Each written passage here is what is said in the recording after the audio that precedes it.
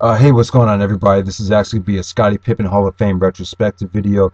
Scottie is actually going to be inducted into the Basketball Hall of Fame on Friday, and actually Michael Jordan is actually going to be inducting him. So I think that makes a lot of sense. I can't wait to see it. So it should be really cool to check out. But yeah, Scottie Pippen is pretty much my favorite NBA player of all time. I think he's one of the greatest all-around players in NBA history. But there's a lot of mixed feelings about him out there. A lot of people that I talked to would argue that Scottie did not even deserve to make the NBA top 50 list. And but then there's other people like Dwayne Wade that will put him on the all-time starting five team. So a lot of mixed feelings about Scottie Pippen out there. But I'm one of the guys that actually thinks that Scottie really helped Jordan achieve, the six NBA championships. I really think that one couldn't have gotten it done without the other.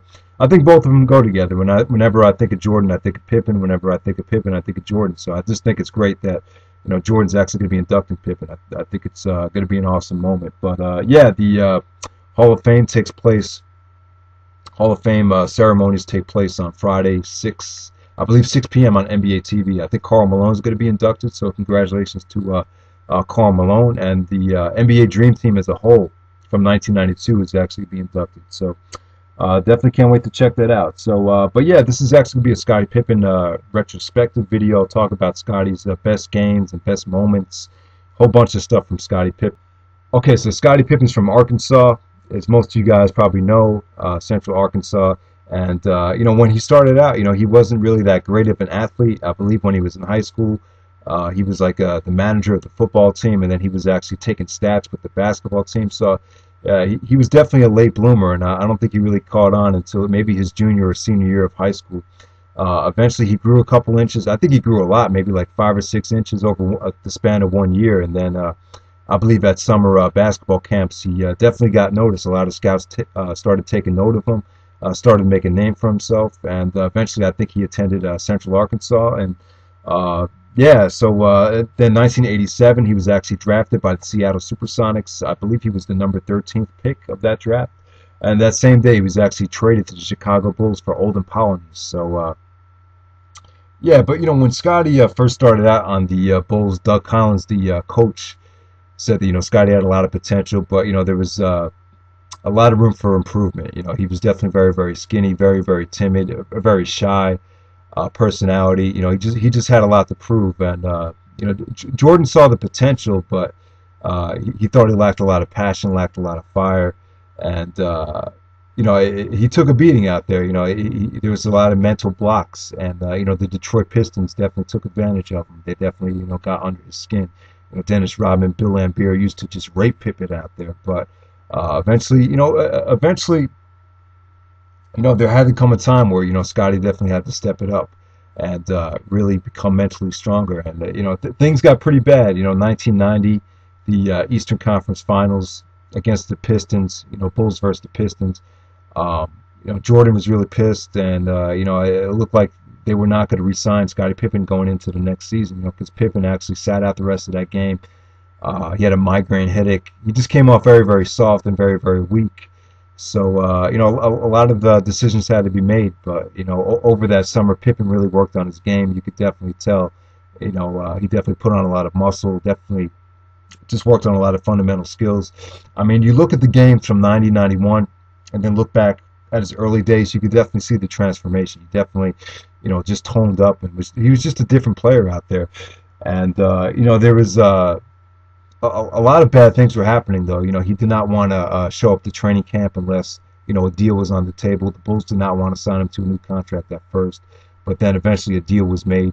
But, let me just make clear that, Scottie, despite all the criticism, Scottie was still probably the second most talented player on this team still, but the room for improvement was definitely there, and Jordan just didn't have that second go-to option. He just didn't have a supporting cast yet, but I would say 1990, 1991, that season, everything started to, come full circle. Phil Jackson started coaching this team. Horace Grant got better.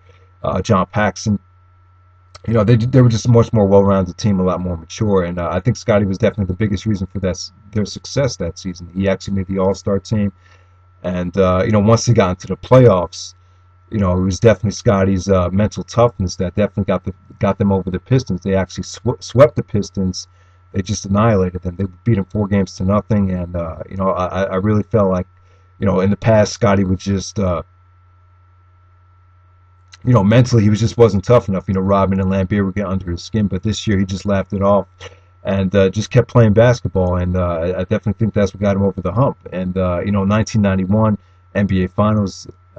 This is Jordan's first chance to win the championship, and Scottie was definitely there. Scottie definitely played a huge supporting role in this championship victory. He definitely stepped up to the plate and defended Magic Johnson when Jordan was in foul trouble. Pretty much shut Magic Johnson down in some of those games, and just really gave him a tough time defensively and then offensively as well. Scottie was just a beast out there. I believe it was Game 5 of the finals. Scottie was actually the leading scorer. He had 29 points, got a lot of steals, a lot of open, full court layups, a lot of full court dunks. Pretty much, they just ran the Lakers into the ground. Jordan and Pippen. So.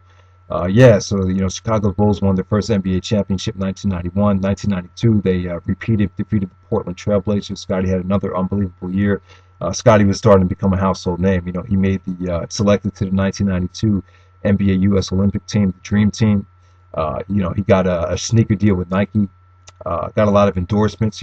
Scottie was just getting bigger. And then 1993, they were actually three-peated. They won 3 NBA championships in a row, the first team to do that since the Boston Celtics from the 1960s. So I think that says a lot right there. But a turning point was coming. Jordan had nothing left to prove as a player. 1993, October '93, Jordan retired officially. So it was now Scottie's team, and this is a defining year for Scottie Pippen. This is probably his best year statistically. I mean, check out these statistics. I would say he was definitely the best player in the league. If it wasn't for Hakeem Olajuwon was an awesome player. Don't get me wrong, but I feel like Scottie was probably the best all-around player without a doubt that season. Scottie averaged 22 points, 8 rebounds, about 6 assists, and almost 3 steals. So just a phenomenal year as far as stats go for Pippen. But yeah, this was an awesome year. He actually won the 1994 All-Star Game MVP. And, a lot of people would say, oh, it's just an all-star game. It's just one game. It doesn't mean shit. But anyone that goes back and watches that game, you'll see that it's not like the all-star games nowadays. There's no cherry picking. It was definitely a very, very hard-fought game. It was a very, very physical game. I remember the West was very, very not jealous of Shaq, but if you guys remember, Shaquille O'Neal was really young at the time. He had his rap album out.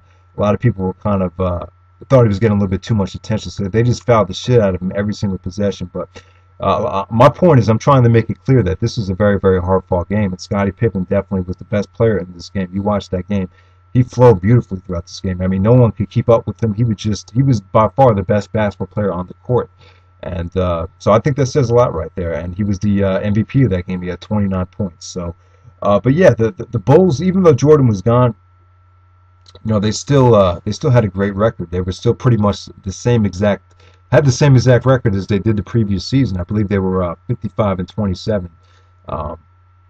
Tony Kukoc came aboard. Tony Kukoc and Pippen didn't have the greatest relationship at first.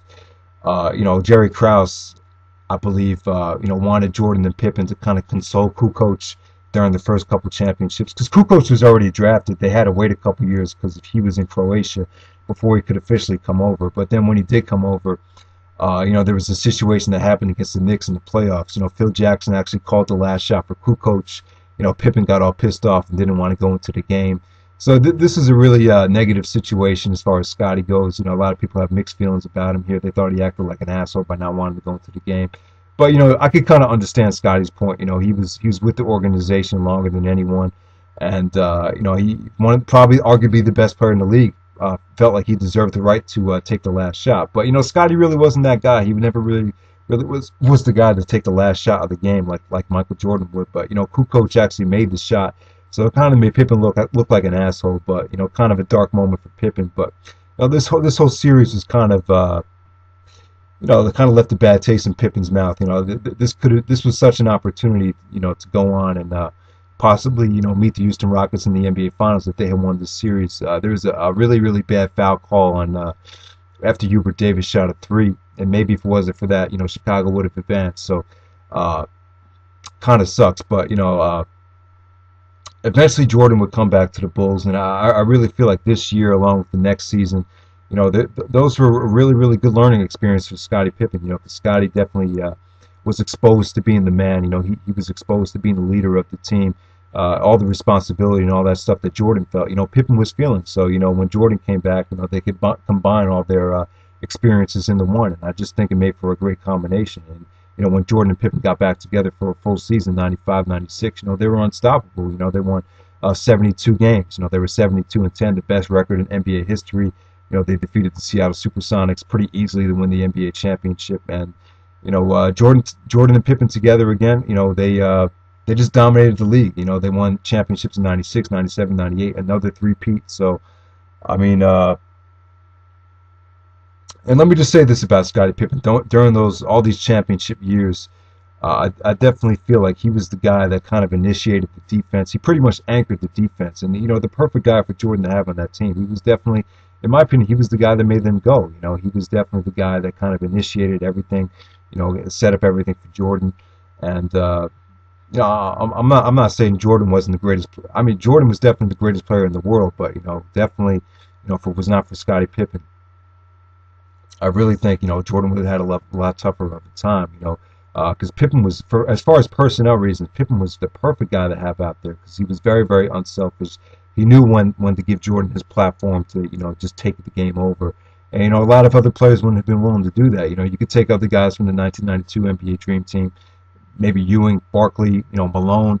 It's not a guarantee. Some of those guys, they like to have their shots, and not all of those guys were, as well-rounded as Scottie Pippen, and were as unselfish as Scottie Pippen. So I really feel like, you could not have replaced Pippen with anybody. Pippen was definitely the best choice out of any of them, to team Jordan up with for all these championships, in my opinion. So, but yeah, after, the Bulls eventually broke up, Jordan retired in '98, everything just fell apart. Pippen actually went to Houston. Things didn't really work out. It was a lockout season. Pippen and Barkley didn't get along. Barkley was out of shape. Pippen kind of got on him about his conditioning problems. Then Pippen went to Portland. Pippen led a very, very young and talented Portland team to the Western Conference Finals. And, they actually lost to the Los Angeles Lakers. They actually gave up a 15-point lead in the fourth quarter of Game 7. This was Pippen's chance to finally, advance to the NBA Finals and secure himself a 7th NBA championship, which would have put him one ahead of Jordan, but just didn't get it done. But, yeah, Scottie Pippen's had a great NBA career. I really feel like he deserves a lot of credit. A great defender, could steal the ball, could rebound, a complete all-around game. And I definitely would not have replaced him with anyone. I think he was the perfect guy for Jordan to be with for all these championships and for all these seasons. Jordan and Pippen, the two icons of the '90s, and they just, I mean, can't say enough about them. And I'm very, very excited for Scottie Pippen. Congratulations to him. He's going into the Hall of Fame. And that's pretty much it. Hope you guys enjoyed the video. All right.